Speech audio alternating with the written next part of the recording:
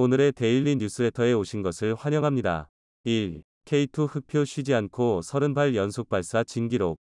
2. 미국 vs 중국 아무것도 장담할 수 없다. 3. 프랑스 케사르 자주포 원가 공개되자 영국군 자주포 사업 한국으로 급물살. 한번 진실을 알아봅시다. 현대 로템이 수출하는 K방산의 대표작 중 하나인 K2 흑표 전차가 글로벌 탱크 전투력 순위에서 상위 10위권에 이름을 올랐습니다.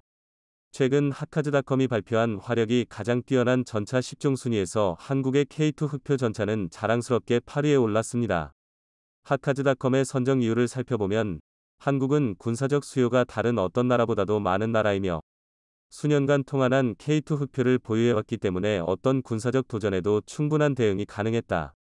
특히 K2 흑표는 화력과 방어 시스템이 우수하여 전투 탱크 부문에서 뛰어난 성능을 보여주고 있다.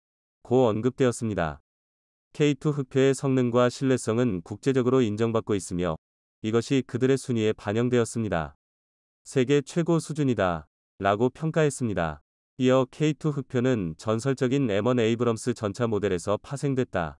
M1 에이브럼스 전차는 미국 전차의 자부심이자 역사상 가장 뛰어난 전차 중 하나라고 설명하면서 다음과 같이 덧붙였습니다. K2 흑표 전차는 분당 10발을 3분 동안 쉬지 않고 발사할 수 있는 현대 WIA 120mm 55 구경 연구포를 장착하고 있다. 또한 장갑차와 헬기를 쉽게 처리할 수 있는 화학에너지탄을 사용하고 있다.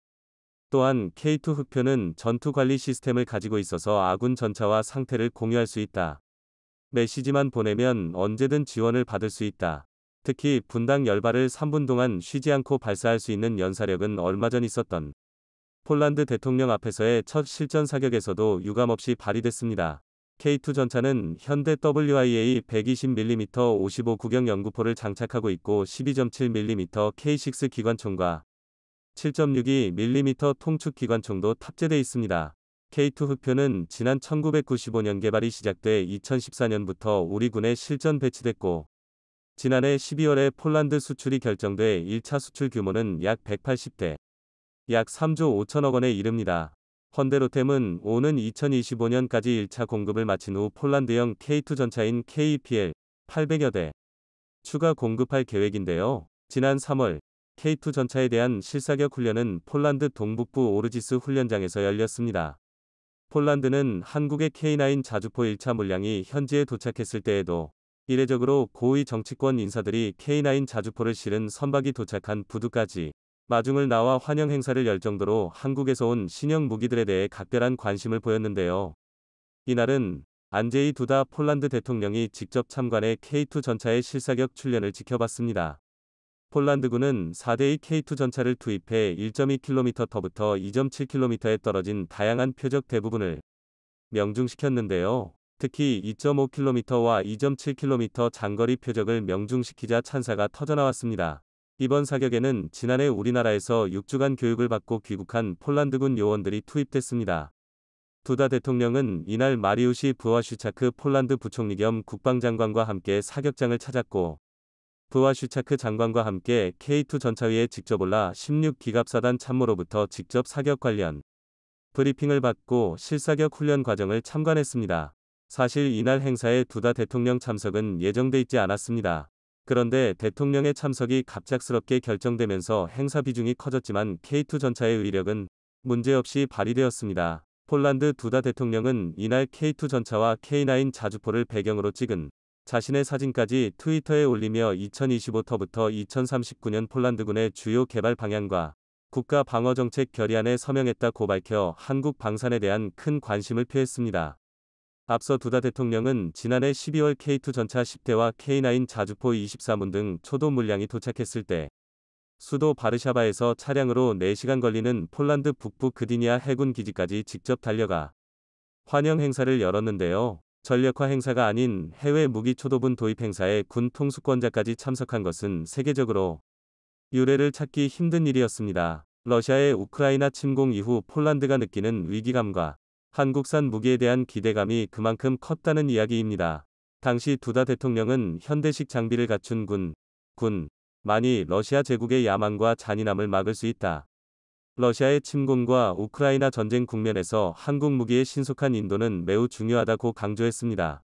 그리고 이날 폴란드에서 K2 전차의 실사격이 이뤄진 뒤 K2 전차 제조업체인 현대로템과 폴란드 최대 국영 방산업체 PGZ, WZM 등 3사는 컨소시엄 구성에 합의하는 계약서에 서명했습니다.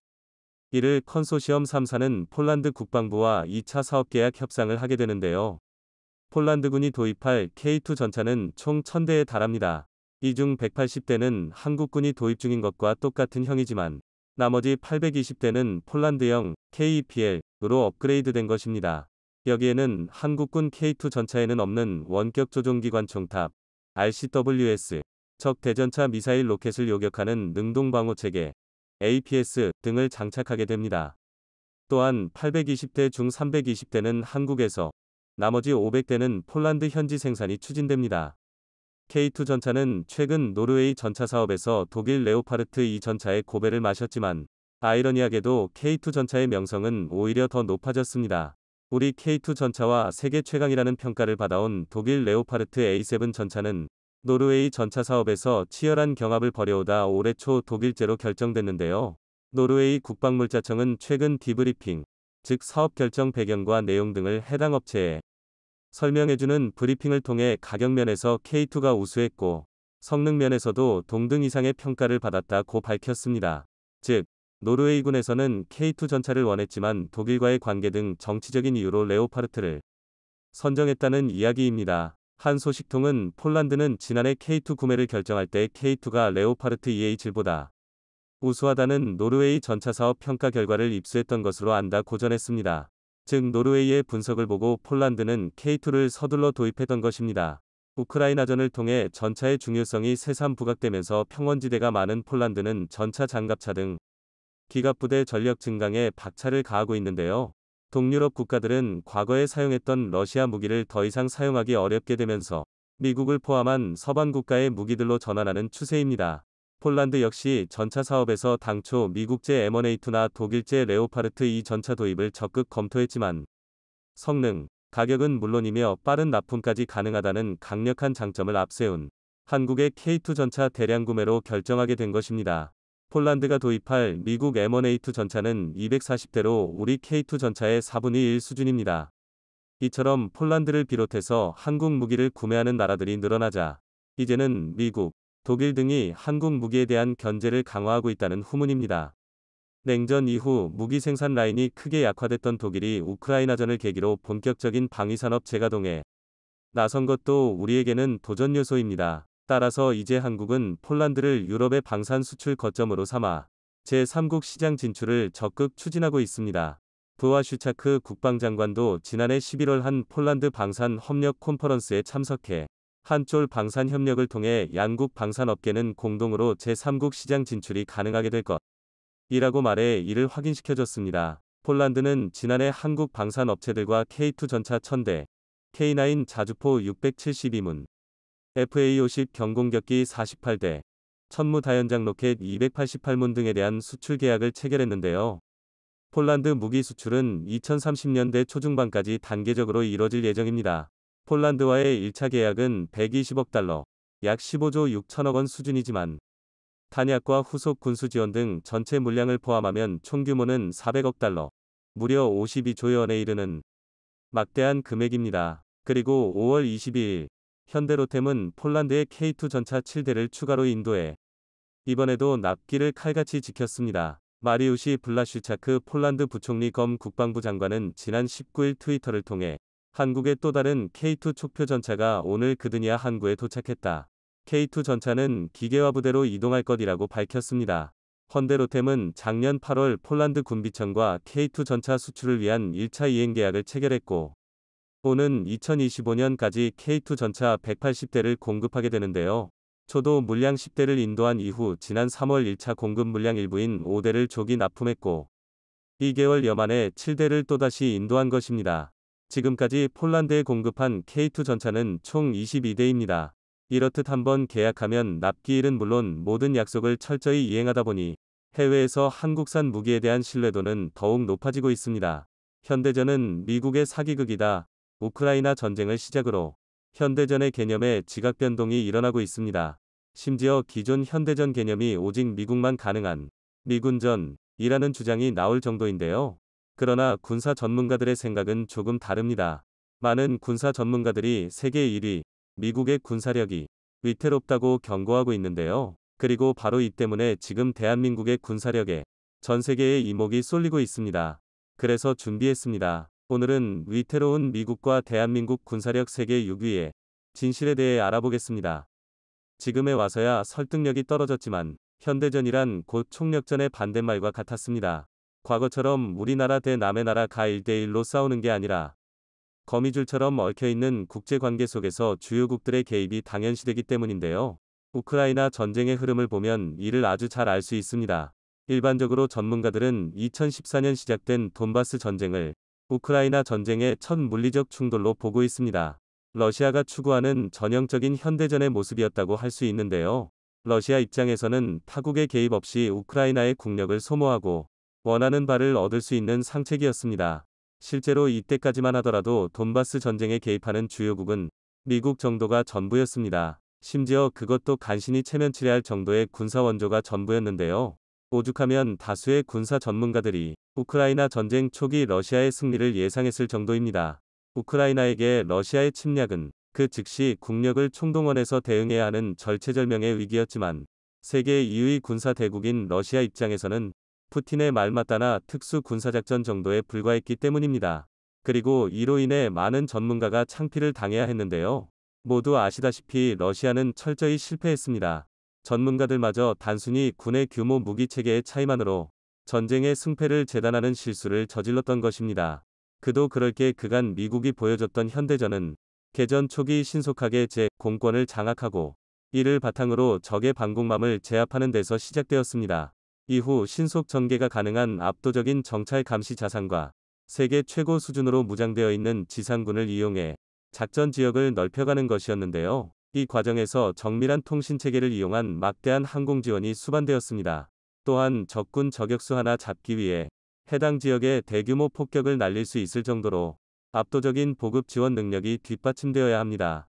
이게 가능했기에 미군은 걸프 전쟁을 수행하는 211일 동안 약 148명의 전사자가 발생한 반면 이라크 측에서는 무려 2만터부터 5만에 달하는 전사자가 발생했습니다.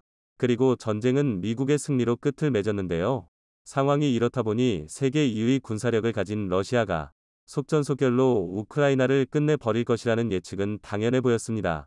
그러나 예상과는 정반대로 러시아군 현대전 능력은 동네 꼬마들 전쟁놀이만도 못했는데요. 더군다나 전쟁이 장기화되고 총력전이 되어가면서 전쟁을 지속할 능력이 부족하다는 사실이 낱낱이 드러나고 있습니다. 이는 미국과 러시아의 결정적인 차이 때문인데요. 당면한 얘기지만 현대전에는 돈이 필요합니다. 그것도 아주 많은 양의 예산이 필요한데요. 일례로 현대 미군 보병 한 명을 완전 무장시키는 데에는 약 17,500달러, 한화 약 2,150만원에 육박하는 금액이 필요하다고 추측됩니다. 미군의 강력함은 이런 일개 보병 단계까지도 수천만 단위의 첨단 기술이 적용되었다는 점입니다. 그리고 이게 가능한 이유는 미국의 어마어마한 경제 규모 덕분입니다. 실제로 2021년 기준 미국의 GDP는 약 23조 달러가 넘는데요. 그나마 중국 17조 달러, 러시아가 고작 1.7조 달러에 불과하다는 걸 생각하면 미국의 경제 규모가 얼마나 차원이 다른 수준인지 짐작할 수 있습니다. 그리고 이런 경제적 풍요는 군사력 규모에 상당한 영향을 끼치는데요.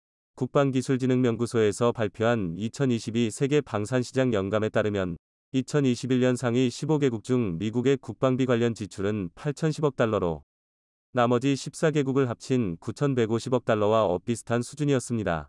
미국이라는 한 나라의 군사 관련 지출이 전 세계의 군사 관련 지출과 맞먹는다는 것이죠. 정말 입이 떡 벌어지는 수치인데요. 속된 말로 표현하면 돈을 이만큼이나 때려박으니 미군이 세계 최강이 아닐 수 없는 것입니다. 더군다나 이보다 놀라운 것은 그렇다고 미국이 국가 예산의 대부분을 국방비로 지출하는 것도 아니라는 점입니다. 실제로 미국의 국방비는 2022년 기준 GDP 대비 약 3.2%에 불과합니다. 중국이 1.7%, 러시아가 3.1%, 대한민국이 2.8%인 것을 감안하면 절대 높다고 할 수 없는 수치인데요. 그럼에도 불구하고 미국의 막대한 경제 규모가 군사력의 강력함을 뒷받침하는 것입니다. 하지만 그렇기 때문에 바로 여기서 중대한 오류를 범하기 쉬워지는데요. 군사력, 경제 규모와 반대로 현재 미국 내부의 상황은 최악으로 치닫고 있습니다. 즉 일부에서 말했던 것처럼 자국 내부의 문화와 시민의식이 분열하고 있다는 건데요. 현재 미국은 막대한 규모의 군사력을 바탕으로 세계 최강을 석권하고 있지만 총력전 혹은 그에 준하는 상황, 예를 들어 양안 전쟁과 같은 상황을 가정했을 때 정말로 압도적인 강력함을 보여줄 수 있을지는 의문입니다. 당장 미국은 지난 2021년 20여 년을 이어온 아프간 전쟁에서 결국 패배를 선언했는데요. 이 전쟁에 소모된 비용만 2조 달러, 하나 약 2,456조 원이 넘는 천문학적인 금액을 투자했습니다. 이는 아무리 미국이라 하더라도 쉽게 감당할 금액이 아니었습니다. 더군다나 이 막대한 금액과 시간을 쏟아붓고도 미국은 패배했고 한 세대에 걸친 전쟁을 치르는 동안 엄청난 사회 문제를 양산했습니다. 그 대표적인 것들이 바로 치솟는 실업률과 인종, 성별 간의 갈등입니다. 일례로 미국의 범죄율 자체는 매년 하락하고 있지만 반면 증오 범죄의 발생률은 치솟고 있는데요. 각계각층, 남녀노소, 인종, 출신지를 가지고 서로 악의다툼을 벌이고 있다고 해도 과언이 아닙니다. 그런데 문제는 이런 상황에서 중국이 미국의 바로기디를 바싹 쫓고 있다는 것입니다. 2022년 가장 강력한 국가 3위를 기록한 중국은 경제, 군사면에서 모두 빠른 성장을 기록하고 있는데요. 게다가 공산주의 국가답게 민도를 조종하기도 쉽습니다. 아예 국민의 입을 막아버리고 행동을 동제해버리면 단분간의 전쟁 유지는 가능할 것입니다. 코로나19 팬데믹 당시 중국 공산당과 시진핑이 펼쳤던 강력한 제로 코로나 정책이 이를 증명하는데요. 물론 이런 억압적인 방식은 단기간의 효과에 불과합니다. 실제로 미국 싱크탱크 CSIS는 워게임 보고서를 통해 양안 전쟁 발발 시 중국 해군은 괴멸하고 미국이 결국 승리할 것이라고 추측했는데요. 하지만 이 과정에서 미 해군 또한 항공모함 2척, 대형 전함 10터부터 20척을 잃고 고작 3주 만에 3,200명에 달하는 병사가 전사하는 등 중국 못지않은 심각한 피해를 볼 것이라고 내다보았습니다. 중국의 대만 침공이 4년 뒤에 단행될 것이라는 예측과 함께 이런 단기간에 상황을 역전시킬 수 있는 건 주요국의 개입뿐인데요. 바로 세계 6위의 대한민국입니다. 순위에 매겨진 3위 5개국 미국, 러시아, 중국, 독일, 영국, 그리고 나머지 한국, 프랑스, 일본, UAE, 이스라엘 중 미국의 동맹국이면서 참전을 결정할 수 있는 나라 가운데 가장 강력한 군사력을 가진 게 바로 대한민국인 것입니다. 그렇기 때문에 대한민국의 6위는 상당히 막중한 의미인데요. 양안 전쟁에서 대한민국이 어떤 역할을 해내느냐에 따라 이후 국제 정세의 판도는 전혀 달라질 것입니다. 이제 대한민국은 선진국의 책임을 활용해 세계 무대에 막대한 영향력을 행사하게 되었는데요. 이를 위해선 전 국민적 지지가 반드시 수반되어야 할 것입니다. 부디 다가오는 결전의 날에 대한민국이 만전을 기할 수 있길 바라겠습니다. 지금 보시는 장면은 얼마 전 폴란드가 우크라이나에 긴급 판매한 크랩, KRAB, 자주포의 포신이 절단된 모습입니다. 폴란드의 크랩 자주포는 영국에서 설계한 155mm 포탑을 한국 K9 자주포의 차체에 결합해 만든 것입니다.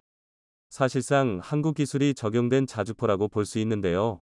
우크라이나 전장에서 절단된 채 발견된 K9 자주포의 포신 사진은 K9 자주포의 내구성을 100마디 말보다 더 자세히 설명해주고 있습니다. 크랩의 포신이 절단되었는데 어째서 내구성이 뛰어나다는 것인지 이해가 가지 않는데요. 포신이 절단된 이유를 알면 이해가 됩니다. 현재 우크라이나에서 운용 중인 자주포들의 하루 최대 사격 가능 횟수는 100발이지만 이를 훌쩍 넘어 20만 250발을 쏘고 있습니다. 이러니 포신이 견뎌낼 수가 없는 것인데요. 이 때문에 오히려 K9 자주포의 내구성은 극찬을 받고 있습니다. 하루 최대 사격 횟수의 2배를 훌쩍 넘겨도 차체는 멀쩡했기 때문입니다. 우크라이나 전쟁은 21세기 전쟁의 판도를 한순간에 바꿔버렸습니다. 냉전이 종식되고 옛 소련이 붕괴되면서 이제 유럽에서 전면전이 벌어질 위험은 낮다는 판단이 우세했고 이 때문에 각광받는 장비 역시 궤도형 자주포나 전차 대신 트럭 탑재 자주포와 지뢰방호 장갑차 등 국지전이나 해외 분쟁 개입에 적합한 장비들이었습니다. 하지만 우크라이나 전쟁으로 지금 유럽은 중화기 급구를 외치는 처지가 됐습니다. 특히 러시아의 위협에 직면한 폴란드는 K9 자주포 648문 구매가 포함된 한국산 무기거래 총괄 합의서를 체결했고 1차 이행 계약을 체결했습니다. 그럼 자주포 크랩, KRAB 을 보유한 폴란드는 왜 극동의 먼 나라 한국에서 급하게 K9을 들여온 것일까요? 원래 폴란드는 러시아산 ES-1 122mm 자주포를 서방 규격인 155mm 자주포로 교체하는 작업을 추진했습니다. 그 결과물의 산물이 바로 크랩 자주포였습니다.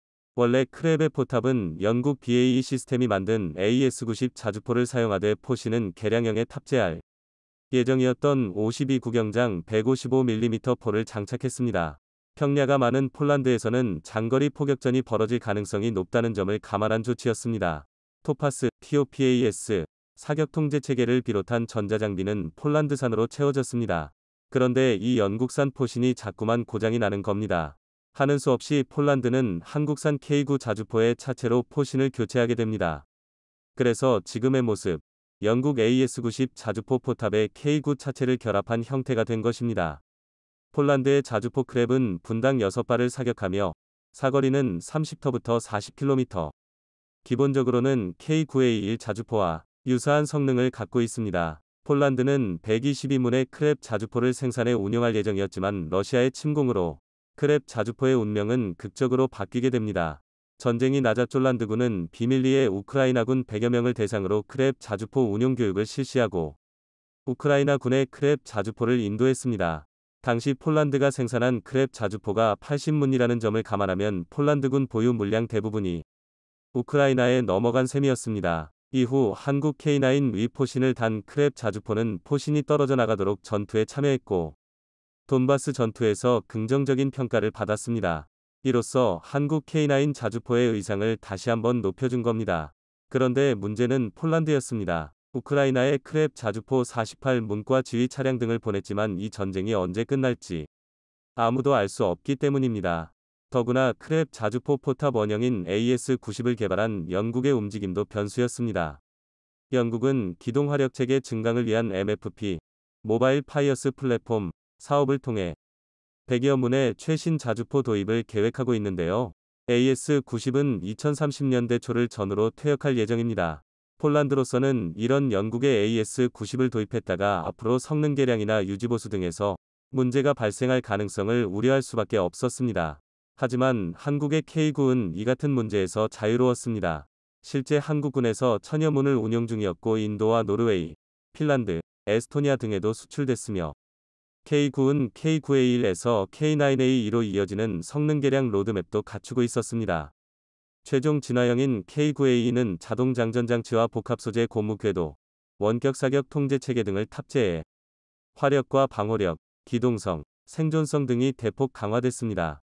분당 발사 속도는 기존 6발 대비 1.5배 늘어나며 탑승 병력의 숫자도 기존 5명에서 절반 정도로 줄어들게 됩니다. 반면 서방 국가의 경쟁 기종들은 성능 개량 계획이 구체화하지 않았거나 개발이 진행 중인 상번입니다.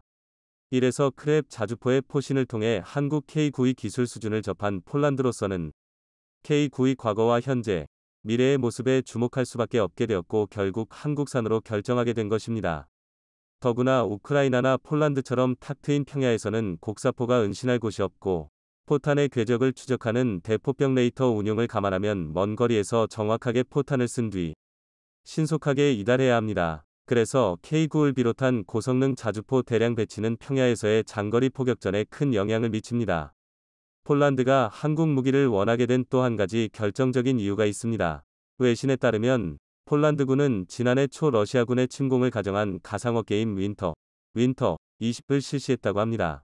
그런데 폴란드 육군이 국토를 가로지르는 비스툴라 강 동쪽 지역을 22일간 지키는 것을 목표로 한 이 워게임에서 러시아군은 개전 4일차에 수도 바르샤바 포위에 성공했고 5일차에 폴란드군은 사실상 전멸한 것으로 알려졌습니다. 참담한 시뮬레이션 결과를 받아들고 실제로 우크라이나 전쟁을 눈으로 본 폴란드는 더 이상 망설이지 않고 서둘러 K9과 K2 전차의 대량 도입을 결정했던 것입니다.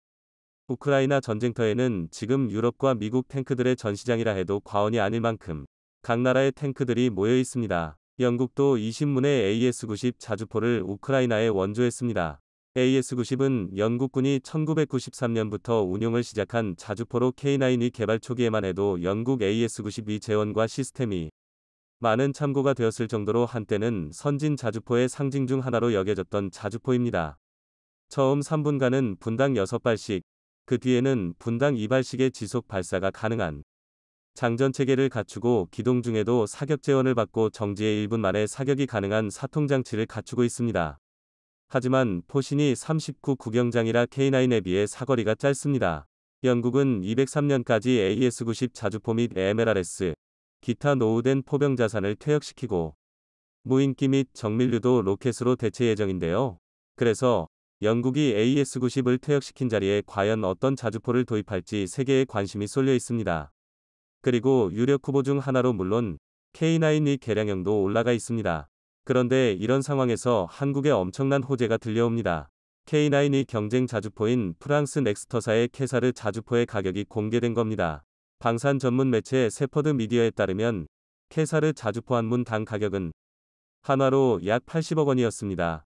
그런데 하나디펜스의 K9 자주포 가격은 50억 원 안팎으로 알려져 있어 가격 면에서 프랑스의 캐사르 자주포는 비교 상대가 안 됩니다. 가격뿐 아니라 방호력, 연사력 등 여러 가지 면에서 K9 썬더가 프랑스의 캐사르와 비교해 우위를 점하고 있는 것으로 나타난 겁니다.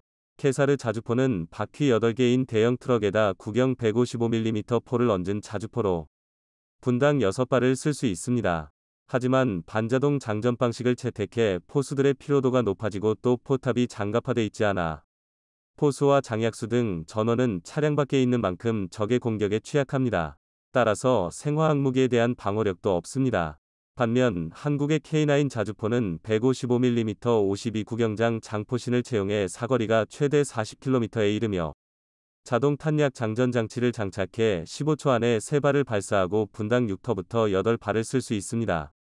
또 분당 2터부터 3발을 1시간 동안 쓸 수도 있으며 1시간에 120터부터 180발을 발사할 수 있습니다. 더구나 우크라이나 전쟁에서 폴란드가 보낸 크랩 자주포가 너덜너덜해질 때까지 발사를 하고도 포신은 멀쩡할 정도로 K9 자주포의 우수성이 본의 아니게 입증됨에 따라 K9 자주포의 의상은 더욱 높아질 듯합니다. 영국 차세대 자주포 사업에서도 과연 하나디펜스의 K9 자주포가 또 한 번 축배를 들 수 있을지 주목됩니다. 최근 우리의 KF-21 보라매가 연속해서 초음속 비행에 성공하자 세계 각국에서 화제가 되었는데요. 세계 군사 정보 커뮤니티에서는 KF-21 전투기의 초음속 비행에 관한 이야기가 연일 화제를 일으키고 있으며 엔진 자체 개발과 부품 국산화에 대해서도 놀랍다는 반응이 줄을 이루고 있습니다. 이 같은 반응에 미국의 군사 매체인 글로벌 파이어파워는 군사 전문가들을 상대로 현재 개발 중인 전투기 중의 미래의 전력의 불균형을 가져올 만한 차세대 전투기를 주제로 순위 조사를 하였는데요. 그런데 놀랍게도 생각지도 못한 결과가 나와 화제입니다. 전투기의 자체 성능과 최첨단 기술이 결합된 항전 장비 등 구체적인 세부 등급을 나누어 각종 순위를 종합한 결과 당당히 KF-21이 가장 많은 점수를 받았습니다. 하지만 경쟁 후보들이 중국의 J-35, 터키의 TFX, 인도네시아의 122 등으로 빈약한 후보들이었습니다. 사실 비교 대상들이 F-35나 Su-57, 라팔 등과 같은 대상들이 없어서 아쉬운 조사라고 평가되는데요. 아무튼 해외군 전문가들이 KF-21 보라매에게 가장 많은 점수를 부여하게 된 이유로는 대략 다음과 같았습니다. 한국은 독자적 기술력을 바탕으로 개발 속도가 빠르며 성공 여부를 공개적으로 진행하여 신뢰감과 기대치가 높다는 점입니다. 터키의 TFX 같은 경우 영국의 BAE4와 롤스로이스의 기술 협력을 받아 개발이 진행 중인데요. 개발 진행 속도가 KF-21 보라매와 비교한다면 상당히 더딘 것으로 알려지고 있습니다. 작년에 공개한 TFX는 배선이나 유압관로 등이 전혀 설치되지 않은 모습이었습니다. 비슷한 개발 시기에 KF-21은 독자적인 기술로 내부 장비까지 설계가 완료되어 제작하던 모습과 비교해 봤을 땐 상당히 느리다는 걸 알 수 있습니다. 그리고 신뢰감이 높다는 점은 중국과 비교한 것으로 보이는데요. 중국은 J-35를 비밀리에 개발하여 깜짝 공개하였지만 F-35와 비슷한 외형으로 짝퉁 취급을 받았었죠. 이에 엔진 등 핵심 기술 확보 여부는 여전히 의심의 눈초리를 받고 있을 만큼 전투기 성능 자체가 비교 불가라 판단했나 봅니다. 이 밖에도 항전 장비 및 기술 확보 분야는 KF-21 보라매가 압도적 우세로 평가되었습니다. 그들은 하나같이 한국은 협력이 아닌 독자적인 개발이 엄청난 원동력이 될 것이라고 말하고 있는데요. KF-21 보라매의 국산 엔진뿐만 아니라 국산 미사일 및 높은 비율의 부품 국산화도 가능하다고 보고 있습니다. 이처럼 KF-21 보라매의 개발은 현재 여러 분야에서의 관심을 불러 모으고 있습니다. 한편 최근 방사청은 국내 기술로 영상을 융합한 데이터 기술을 전략화했다고 밝혔는데요. 이 기술은 다중 임무 체계에서 수집한 표적 정보를 바탕으로 인공지능 기술이 새롭게 결합하여 임무 판단 능력을 결정할 수 있는 핵심 기술입니다. 이 기술은 최근에 개발되기 시작했으며 군사 강국에서만 보유하고 있는 신기술이라는 점입니다. 우리는 지금까지 정찰 능력을 미국에만 의존하고 있었으며 지난 수십 년간 그래왔는데요. 그에 비해 일본은 관련 기술 개발에 성공해 미국으로부터 독립하였습니다. 이후 일본은 지금까지 독자적인 감시 정찰 자산을 운용 중이며 자체적인 분석 기술을 이용하여 인공지능과 정찰 자산에서 수집한 정보로 자신들이 원하는 결과를 얻어내는 능력까지 이뤄냈습니다. 이러한 정보력 차이는 시간이 흐르면서 결과적으로 엄청난 차이로 이어지고 있는데요. 현재 일본은 우리나라보다 북한에 대한 정보가 앞서고 있을 만큼 우수한 정보 수집 능력을 갖추고 있으며 어쩔 수 없이 우리는 일본과 미국이 수집하는 정보를 받아서 군사작전을 수행하고 있습니다. 그래서 최근 들어 정보전에서 능력을 높이는 것이 중요한 화두로 떠올랐으며 국방부는 일본과 미국에 대한 정보 의존을 낮추기 위해 노력해 왔었습니다. 최근 우크라이나 전쟁에서 미국의 감시 정보를 바탕으로 분리했던 상황을 유리하게 역전한 것을 보면 현대전에서 정찰 영상 정보를 정확하게 수집하고 가공하여 원하는 정보를 찾을 수 있는 분석 능력이 매우 중요해졌다는 것을 알 수 있습니다.